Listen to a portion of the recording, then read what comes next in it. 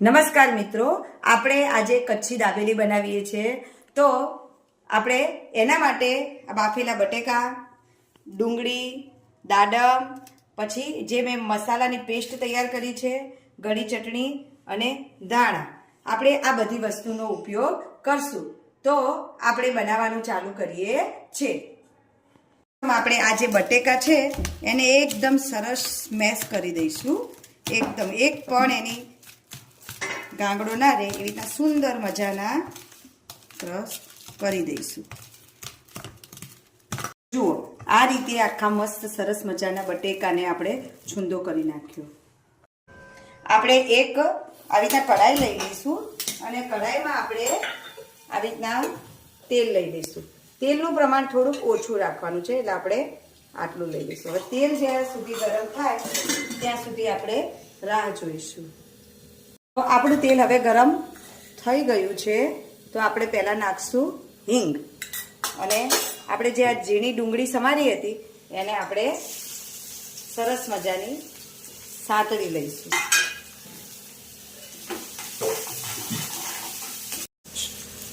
જુઓ, હવે આપણી ડુંગળી સંતળાઈ ગઈ છે, એટલે આપણે જે પેલું પેસ્ટવાળો મસાલો જેમાં મીઠું, મરચું, ખાંડ એ બધું તૈયાર કરીશું એ આની અંદર આપણે હલાવીને નાખી દઈશું.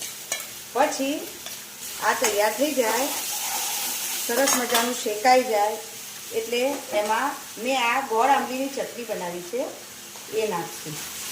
એટલે એને મિક્સ કરી દઈશું. આવી રીતના આજે આપણે જે મિશ્રણ બનાવ્યું એમાં બટેકાને પેલું નાખી મેં બધો જ મસાલો જે પેલી વાટકીમાં હતું એમાં ગરમ મસાલો, દાબેલી મસાલો, સહેજ મરચું એ બધું નાખી અને મિક્સ કરી લીધું હતું. હવે આમાં સરસ મજાનું આ રીતે આ બટેકાનું સહેજ ઢીલું હોય ને તો બહુ જ ખાવાનું ટેસ્ટી બને છે અને સરસ બને છે. જો આ રીતે સુંદર મજાનું મિક્સ થઈ ગયું છે આપણું. હવે આપણે એને આમાં ટ્રાન્સફર કરી નાખશું, જેથી તે થોડું ફરી જાય તો બહુ જ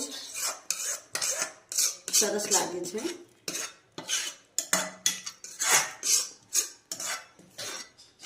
એને એક બીજા બાઉલમાં આ રીતે પાથરી લેવાની છે.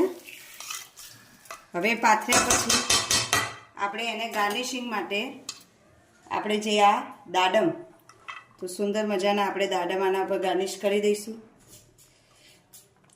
અને ઉપરથી કોથમીર જે મેં ધોઈને સમારીને તૈયાર રાખી છે. તો આ થયો આપણે દાબેલીનો મસાલો. હવે આપણે આને થોડીક વાર ઠરવા દઈશું અને પછી આપણે એને પાઉંની અંદર સ્ટફ કરશું.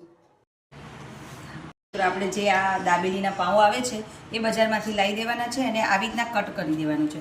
હવે સૌ પ્રથમ શું કરવાનું છે કે આપણે આ જે ખજૂર આંબલીની ચટણી બનાવી છે તો એને પહેલાં આવી રીતના લગાવી દેવાની છે ચટણી બંને સાઈડ. સરસ મજાની ચટણી આપણે આવી રીતના સ્પ્રેડ કરવાની છે.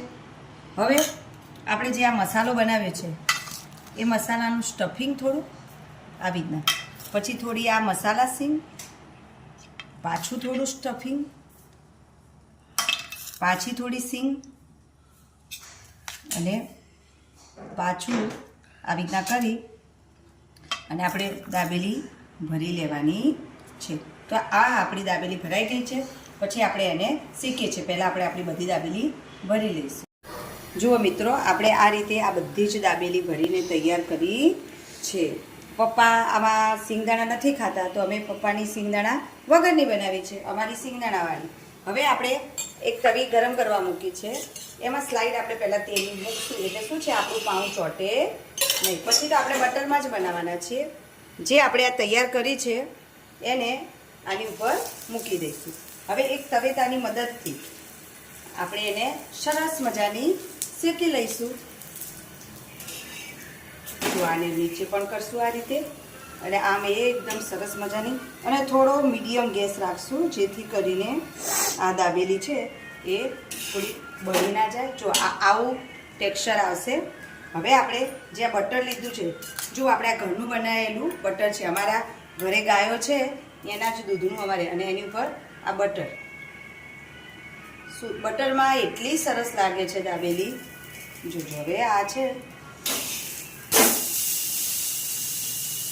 સરસ મજાની શેકાઈ રહી છે અને આ દાબેલી આપણી તૈયાર છે. હવે એની ઉપર આપણો આ ચાટ મસાલો જે સ્પ્રિંકલ કરીએ અને આ ઝીણી સેવ.